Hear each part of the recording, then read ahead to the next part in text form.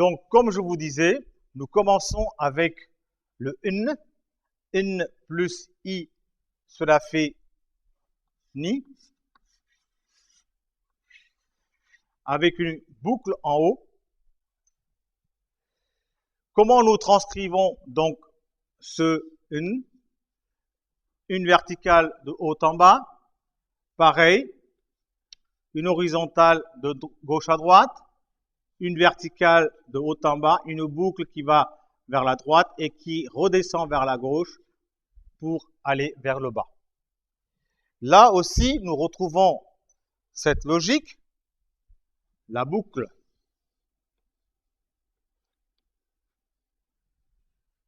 Je vous rappelle que le son I est un son qui est long et que nous n'avons pas d'équivalent en langue française pour le I long. Et j'ai préféré phonétiquement transcrire ceci par 2 I sans vous donner d'exemple. Nous continuons avec la consonne suivante.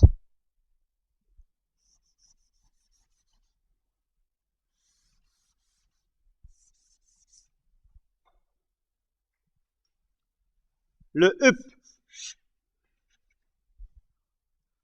Je vous rappelle que cette consonne est facile de transcription et nous retrouvons la même logique que la dernière fois, à savoir une verticale qui va de haut en bas, une horizontale qui va de droite à gauche, ensuite une verticale qui va de bas en haut, et on retrouve, encore une fois, cette boucle, ici, qui apporte finalement le son I, le I long, ce qui nous fait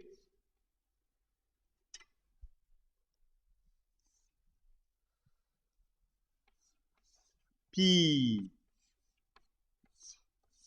avec 2 I. Là encore, nous n'avons pas d'équivalent en français. Ça va? On peut continuer? Bien. La consonne suivante, maintenant, le plus I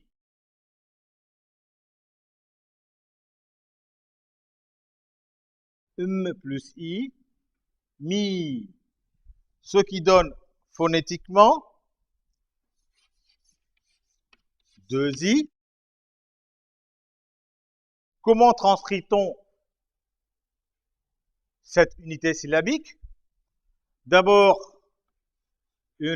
un trait vertical de haut en bas, qui se prolonge par une horizontale de gauche à droite, pour remonter, je vous le rappelle, et pour redescendre vers le centre.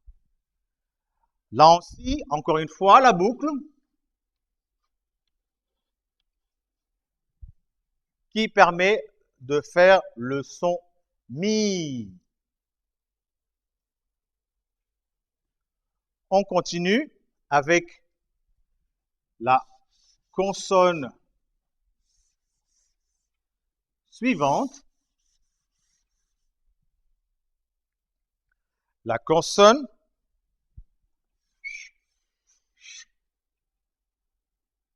I.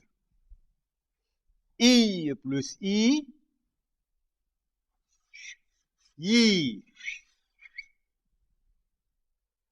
Alors, là aussi, I, long, le I long. Comment transcrit-on? De la même manière que la dernière fois, une verticale de bas en haut, ensuite une horizontale et une verticale de bas en haut. Et là aussi, encore une fois, la boucle. On retrouve cette boucle pratiquement dans tous les cas de figure au même endroit. On continue avec la consonne suivante.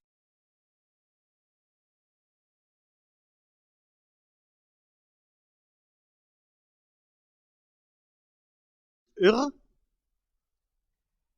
plus I, cela donne le RI. Alors, comment on écrit ce RI?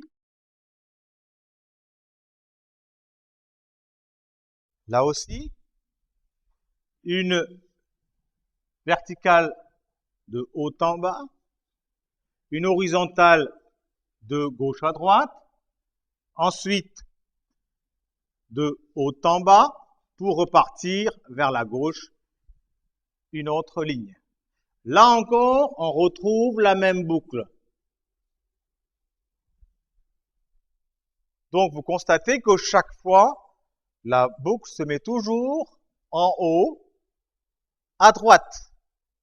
Il n'y a pas lieu de confondre. Il n'y a pas de possibilité de confusion.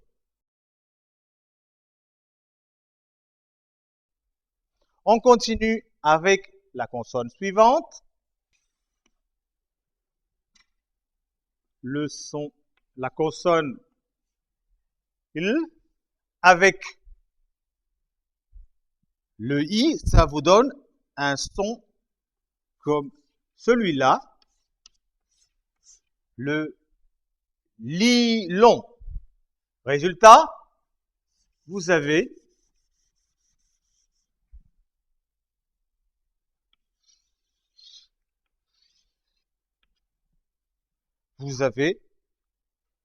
cette transcription.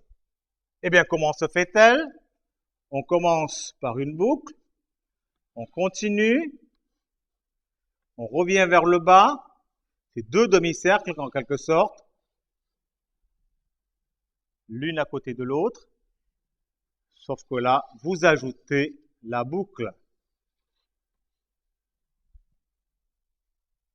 C'est un signe un petit peu complexe, mais il faut s'habituer, il faut pratiquer un petit peu.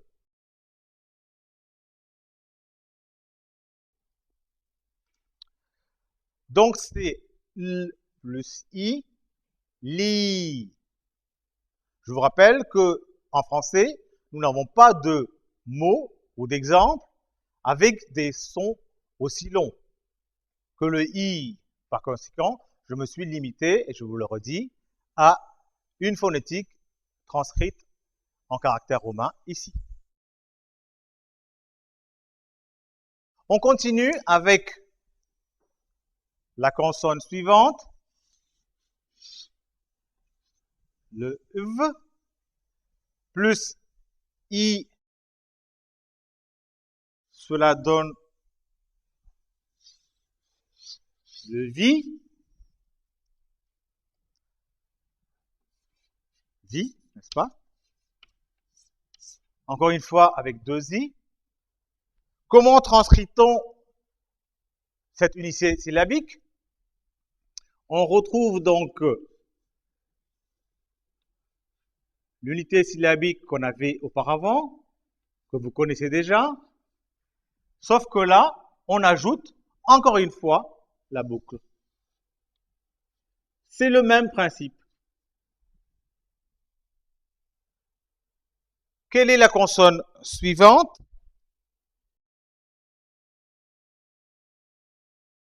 La consonne suivante, c'est le IJ. IJ plus I, ça fait J.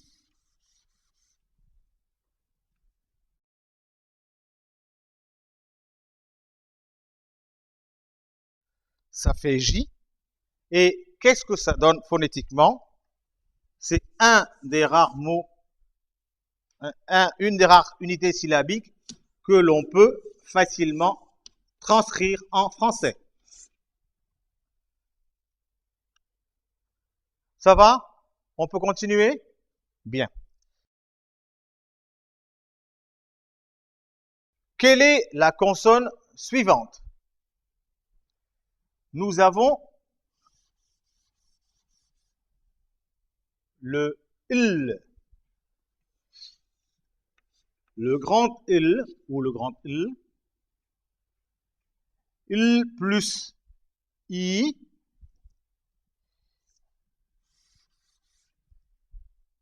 est égal à Li. Pareil, ici, nous retrouvons le I long. L plus I, Li. Comment nous transcrivons cette unité syllabique? Je vous rappelle que nous avons déjà vu ces consonnes plusieurs fois. Donc, je ne reviens pas sur le détail, mais j'insiste sur la boucle. J'insiste sur la boucle, car elle se met toujours à droite et en haut.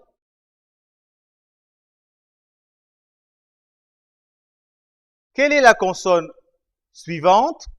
On continue.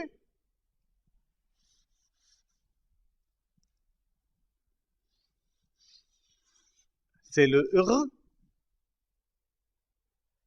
Comment transcrit-on l'unité syllabique R plus I? Ri.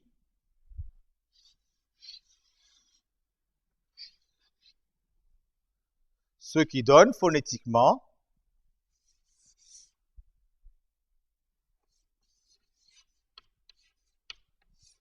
Ri. À la transcription, on retrouve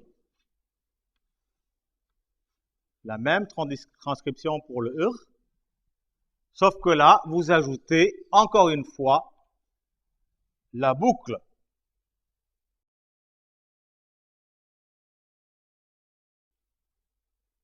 La dernière consonne qui concerne donc l'unité syllabique avec le I long, c'est le Ni.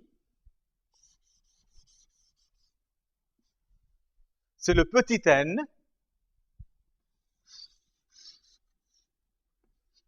Avec une et deux boucles seulement.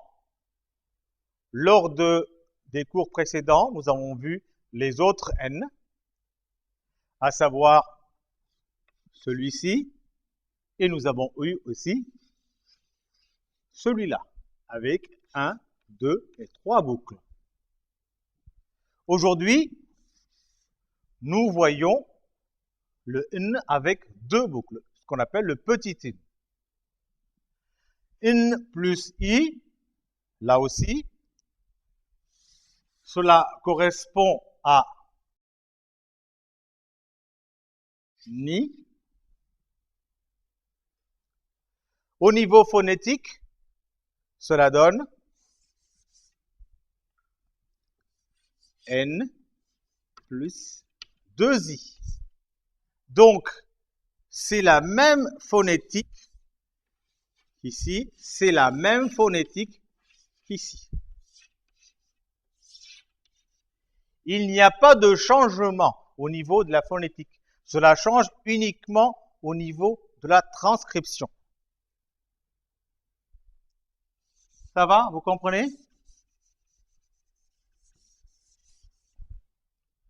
Donc, comment transcrit-on? Celle-ci, première boucle, deuxième boucle, une horizontale, une verticale. Encore une fois, on retrouve la même boucle en haut.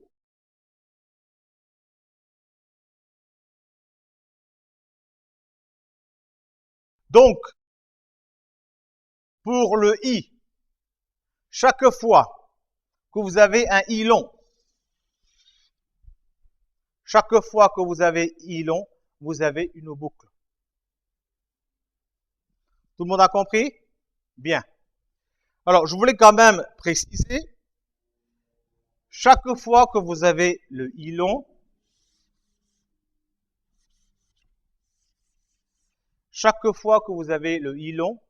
vous avez la boucle. D'accord? Mais une exception, je reviens sur le it. Ici, ce n'est pas comme ça. C'est faux. C'est comme ça qu'il faut le faire. Donc, toutes les lettres, vous marquez cela. Sauf pour celui-là. Est-ce que c'est clair? Bien.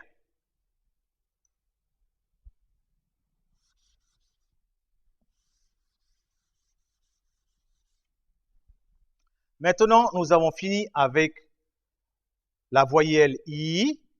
Nous allons continuer avec la voyelle suivante. Nous continuons avec la voyelle OU. Donc, on commence encore une fois avec les consonnes et nous commençons par le UC. Alors, UC plus OU, c'est un OU court, évidemment.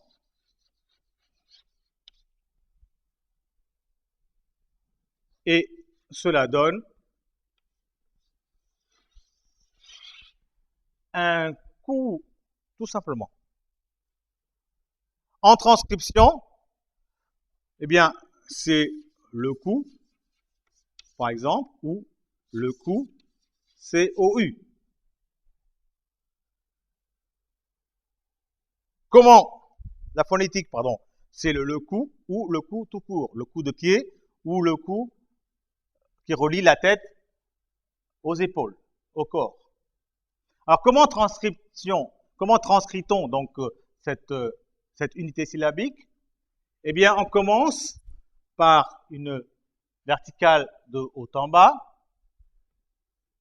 On continue vers une horizontale de gauche à droite pour venir vers le bas, remonter vers la gauche, repartir vers la droite, remonter et terminer vers le haut. Vous voyez que ce signe est assez complexe. Il faut s'entraîner, il faut maîtriser. C'est donc IC plus OU court, coup.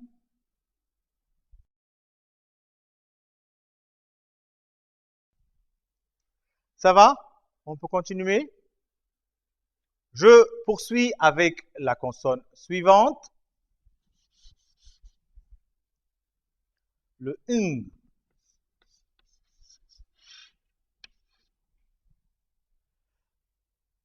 Donc, là aussi, je retrouve le OU. Comment j'écris cette lettre?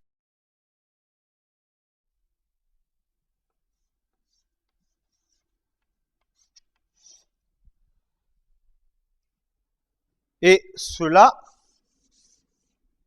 est un son qui fait ceci. Ngou, ngou, ngou, ngou. Vous voyez, c'est une phonétique qui n'existe pas en français, ngou, mais que nous devons quand même connaître parce que cela existe en tamoul. Quelle est la transcription? Eh bien, c'est une ligne qui va de haut en bas, suivie d'une horizontale de gauche à droite, encore une verticale de haut en bas, une boucle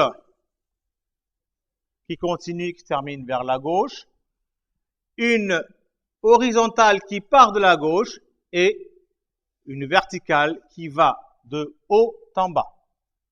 Donc là, ce sont des signes qu'il faut absolument mémoriser, absolument maîtriser. Ça va? Je peux continuer? Bien.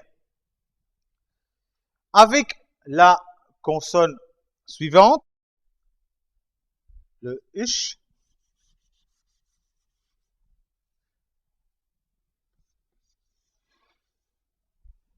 ich plus ou, sou ou chou,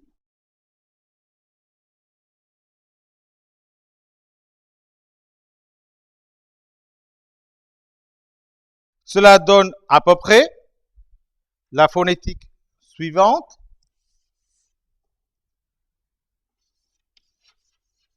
Sous ou avec S, le sous, par exemple, ou sous la table, nous avons la même phonétique. Comment transcrit-on ce sous? Une ligne verticale de haut en bas, une ligne horizontale de gauche à droite, une ligne qui descend vers la gauche pour remonter vers le haut, repartir vers la droite et s'arrêter ici pour donner une ligne verticale de haut en bas.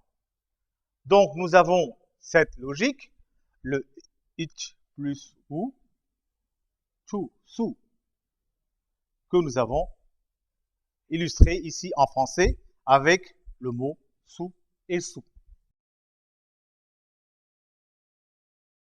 Ça va? Vous avez compris? On peut arrêter? Nous continuons donc avec la consonne suivante.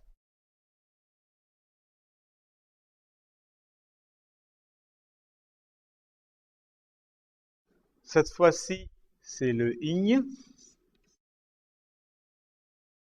Le ñ plus ou, c'est new. Attention, on fait la même chose, mais au lieu de continuer comme cela, on va vers la gauche et on monte vers le haut, de bas en haut.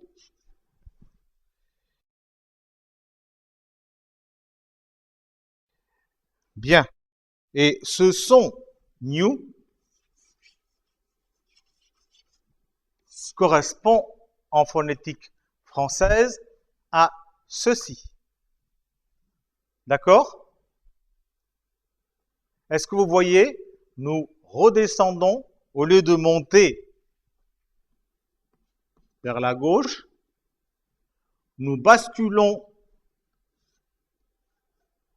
sur la droite pour remonter vers le haut. Maintenant, continuons avec la consonne suivante, le ut. Ut plus ou court, cela donne d'abord une barre, dont on retrouve cette barre ici. Mais au lieu d'aller comme ça, nous partons du centre et nous remontons sous forme de boucle vers le haut. C'est l'équivalent du tout. Le tout n'existe pas en français. Alors, je vais vous donner un exemple en anglais. Donc, équivalent à 2 en anglais. Le tout anglais. Le tout.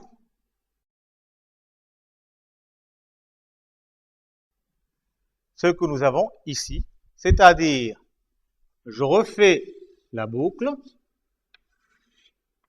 qui va vers le haut et ensuite vers la droite. Donc, ce sont des signes qui changent pour chaque unité syllabique. Il faut bien mémoriser, il faut bien maîtriser. En ce qui concerne le son OU. Ça va? Vous comprenez? Je peux continuer? Bien.